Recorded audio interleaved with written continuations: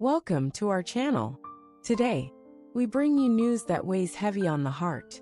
Some truly remarkable people have recently left this world. In this video, we will share their stories, their legacy, their final chapters. As a sign of remembrance and in support of their memory, please subscribe, leave a like, and share your thoughts in the comments. Your simple action can help others hear their stories and keep their memory alive. We won't delay any longer. Let's begin this tribute to those we've lost. In April in Baltimore, Maryland, the world said farewell to Julia Meredith Conway, a distinguished American biochemist, researcher, and mentor who expanded the boundaries of molecular medicine and inspired generations of scientists to see possibility where others saw limits. Julia was born in Pittsburgh, Pennsylvania, in the winter of 1949. Her father, Daniel Conway, was a steelworker, and her mother, Ruth Conway, a former schoolteacher turned librarian. Their modest home was filled with books, careful conversations, and an unwavering emphasis on education as a means of both survival and transcendence. Julia, the youngest of 3 children, spent her childhood reading encyclopedias by flashlight and asking questions that adults could not always answer. At the age of 13, Julia survived a near-fatal case of bacterial meningitis. The experience left her physically weakened for months, but mentally ignited. She became fascinated by the unseen cells, enzymes, the invisible battles waged within the human body. She later said, "When your life is saved by something smaller than a raindrop, you learn to respect the tiniest miracles." Julia earned a scholarship to Wellesley College, where she majored in chemistry and minored in philosophy. Her mentor, Dr. Helen Prescott, encouraged her to pursue molecular biology, a field still considered exotic and experimental in the late 1960s.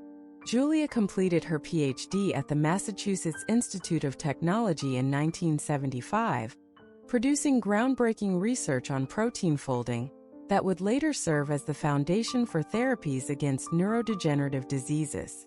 In 1983, Julia published Choreography of the Cell, a seminal book that explained protein misfolding to both scientific and lay audiences with unprecedented clarity. The work revolutionized thinking around Alzheimer's and Parkinson's research and won her the Lasker-DeBakey Clinical Medical Research Award in 1984. Her biggest breakthrough came in 1992, when she and her team at Johns Hopkins University developed the first targeted protein stabilizer, a molecule that helped prevent harmful misfolds in early-stage Alzheimer's patients. Though initial clinical trials were slow and filled with setbacks, her persistence changed treatment landscapes forever. In 2004, she received the Presidential Medal of Science for reshaping molecular medicine with precision, compassion, and courage. That same year, she was inducted into the National Academy of Sciences, becoming one of only a handful of women chemists honored in its history. But Julia's journey was never smooth. Early in her career, she faced severe gender discrimination, including exclusion from key research grants and public dismissals by senior male colleagues. In 1981, after a particularly bruising public debate at a medical conference, she nearly abandoned her research. It was the encouragement of her closest friends and a single letter from a young student who had read her first paper that pulled her back. She once told her graduate students, "The world will try to turn your voice into an echo. Resist it. Sing your own data." Julia married microbiologist Andrew Rourke in 1978. Their marriage was built on intellectual respect and a shared love of kayaking, crossword puzzles, and old French films. They raised one son, Evan, who became a bioethicist. Julia often said her proudest title was not doctor or professor, but mom. At home, Julia loved herb gardening, amateur astronomy, and playing the cello, though she admitted she was never good at it. Her study was filled with framed photographs of cellular structures she described as tiny universes. She baked gingerbread cookies for every thesis defense in her department, a tradition students came to cherish more than their diplomas. Publicly, she was revered. Privately, she remained self-critical and humble. She never forgot the weight of her early struggles and tirelessly mentored first-generation college students, women scientists, and researchers of color. Among her most quoted philosophies were, "Curiosity is the greatest form of rebellion. There is no such thing as a small discovery, only an overlooked one. Build your science like you build a bridge, strong enough to carry others." In her final years, Julia was diagnosed with ovarian cancer. She approached her illness with the same quiet rigor she brought to her lab, charting symptoms, researching trials, making peace with the randomness she had spent her life studying. Her last public lecture, titled Molecules, Memory, and Mercy, was delivered in a trembling voice, but with unbroken spirit. In her final interview, Julia said, "Maybe the smallest part of me, the part you cannot see under any microscope, is the part that will remain, the part that believed." She passed away as spring rain tapped softly against the window of her study, a final gentle rhythm. Julia Meredith Conway left behind not just memories, but an entire era embodied in her writings, ideas, and students.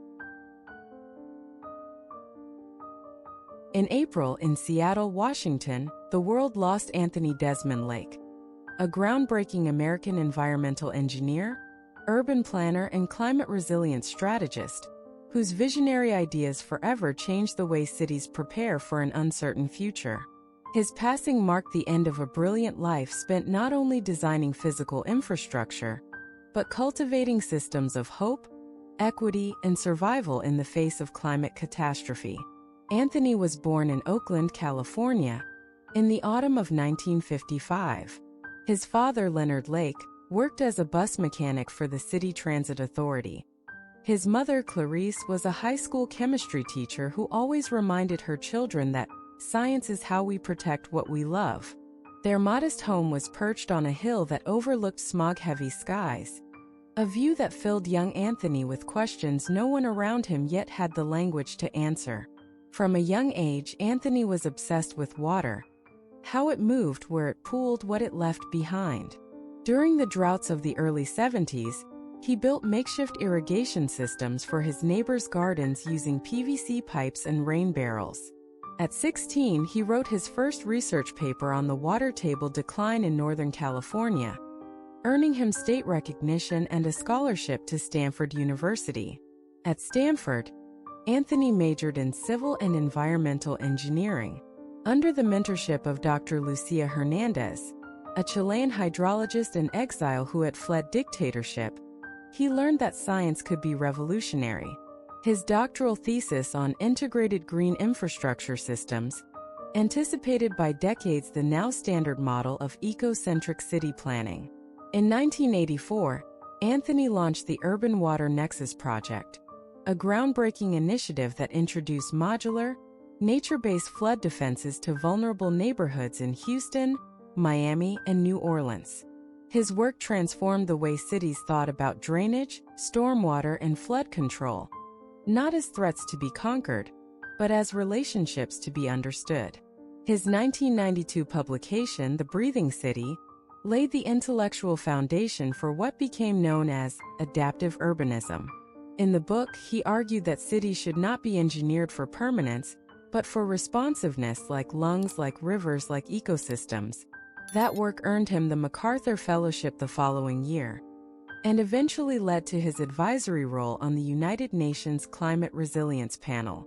In 2008, Anthony was awarded the National Medal of Science for pioneering holistic environmental design strategies that bridge ecological wisdom with technological innovation. That same year, Time magazine included him in their list of the 100 most influential people shaping the future of the planet. Despite acclaim, Anthony never courted celebrity.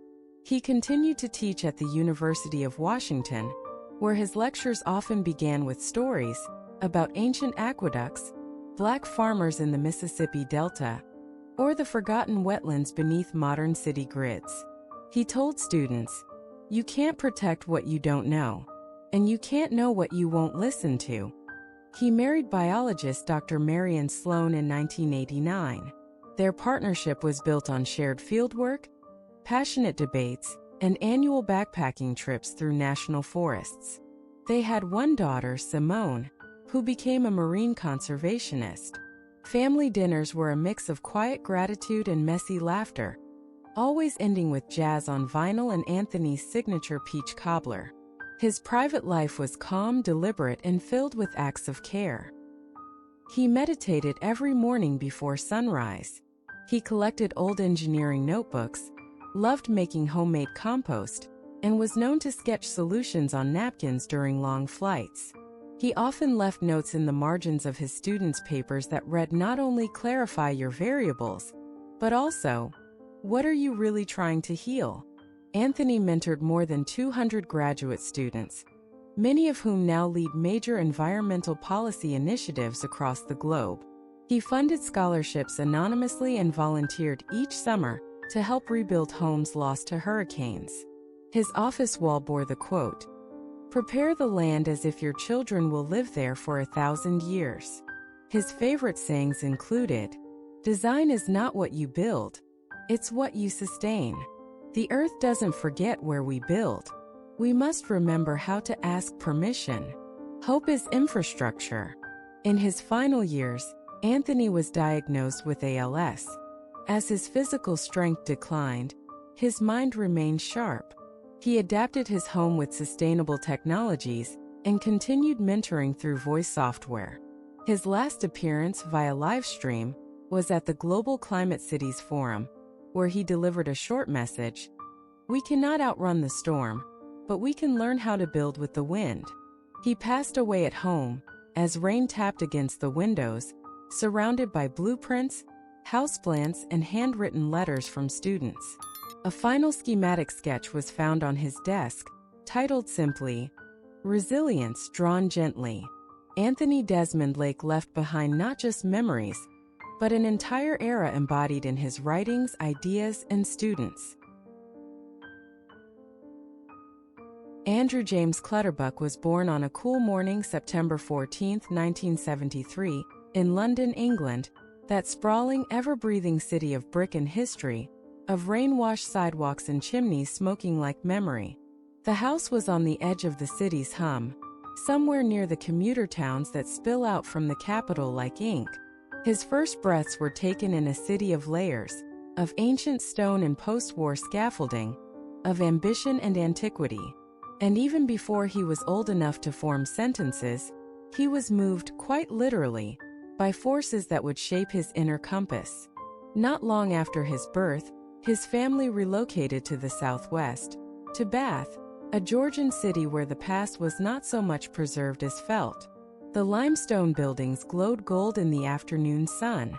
Streets curled and twisted like scrolls. It was a place of poets and spas, history and silence. There was something theatrical in the air, something waiting to be staged.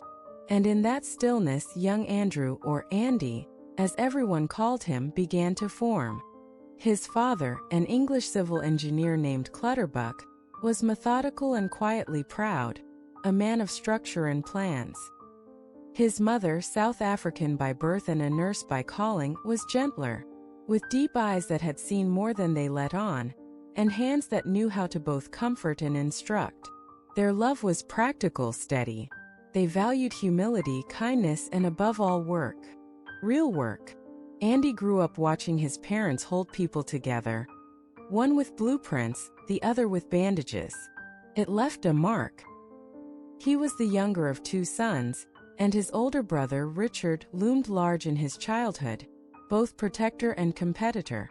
The Clutterbuck home was full of music. His mother loved opera, board games on quiet Sundays, and family dinners with no room for arrogance. It was a household where intelligence was praised but showiness was not, where emotions were private things tended like delicate plants. As a boy, Andrew was reserved, not aloof, just inward. He watched more than he spoke, often disappearing into books, drawings, or his own imaginary worlds.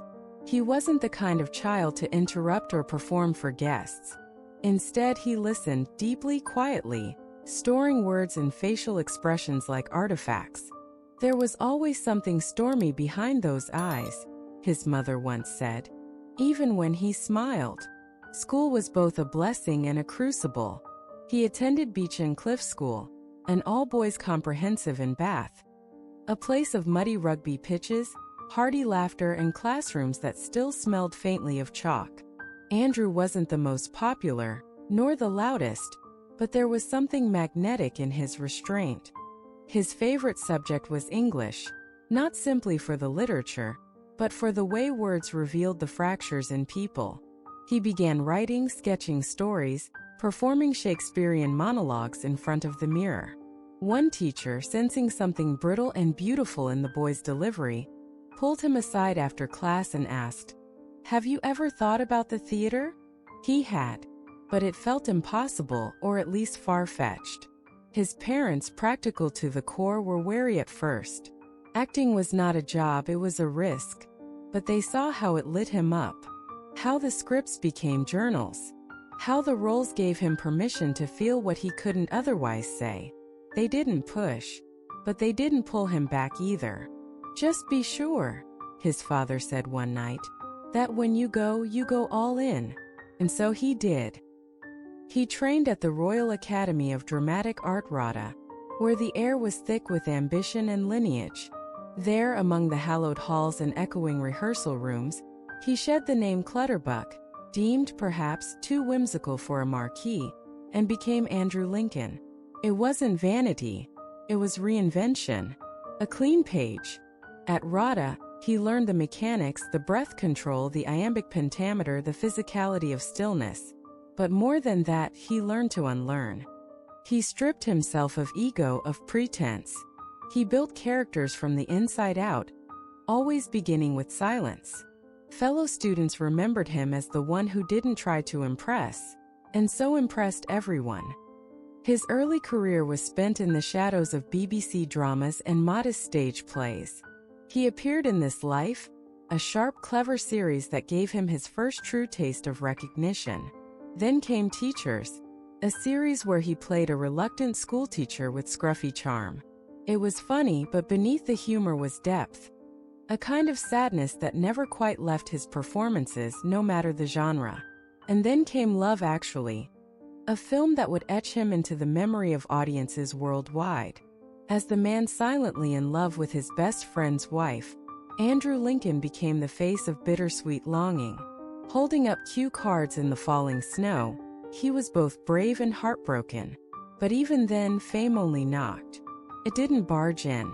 It was The Walking Dead that changed everything. In 2010, when the series premiered, no one quite knew what to expect. A zombie apocalypse show led by a relatively unknown British actor? Sounded absurd. But then he appeared, Rick Grimes, in a hospital bed, waking to a world undone. From the first moment, Andrew's performance grounded the madness. He didn't play Rick as a hero. He played him as a man trying to hold on to his soul, while the world demanded he surrender it.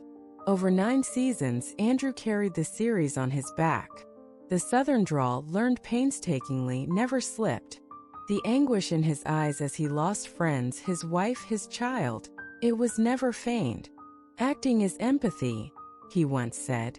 "And to stay with Rick, I had to break 1,000 times." Fame came roaring in. Conventions, fan mobs, internet memes. But Andrew retreated from the noise. He refused to live in Los Angeles, choosing instead to raise his children in England. He gave few interviews, declined blockbuster roles, stayed grounded in muddy boots and morning school runs. To the world he was Rick. But to himself he was Andy, father, husband, gardener, dreamer. He married Gail Anderson, daughter of Ian Anderson of Jethro Tull, and together they built a quiet life. 2 children. A cottage with no paparazzi. He cooked. He read poetry aloud. He ran lines in the garden. "I don't want to be famous," he told a friend. "I want to matter, to the people who matter to me." He left The Walking Dead not in scandal but in exhaustion. He had given it everything. And when he finally walked off set, sweat-soaked and silent, there were tears in every crew member's eyes. He had been more than a lead actor. He had been a compass. In the years that followed, he returned to theater. Shakespeare, Pinter, voices that reminded him why he fell in love with words in the first place. He taught workshops. He wrote, quietly under pseudonyms. He took long walks with his daughter, who once asked him, "Do you miss the cameras?" And he said without pause, "No. I miss the stories, but not the lights." Andrew Lincoln aged without spectacle. His hair thinned. His eyes softened. His voice, once thick with Southern drawl, returned to its English cadence. He lived with grace, with gratitude. And when illness came, as it inevitably does, he did not fight it. He accepted it with the same quiet strength with which he had accepted everything, with presence. He passed in the early hours of a spring morning surrounded by love. No drama. No spotlight. Just birdsong, breeze, and breath. And now the world remembers him not just as Rick Grimes, not just as the man with the cards in the snow, but as a master of understatement, of gravity, of humanity. He taught a generation of actors that stillness can roar, that kindness can lead, that you do not need to shout to be heard. Andrew Lincoln was a lighthouse, steady, weather-worn, and always facing the storm so others might find their way home. And even now his voice echoes low, deliberate, a whisper that somehow fills the room. "I kept walking," he once said, "because the story wasn't finished. And perhaps in all the hearts he touched, it never will be."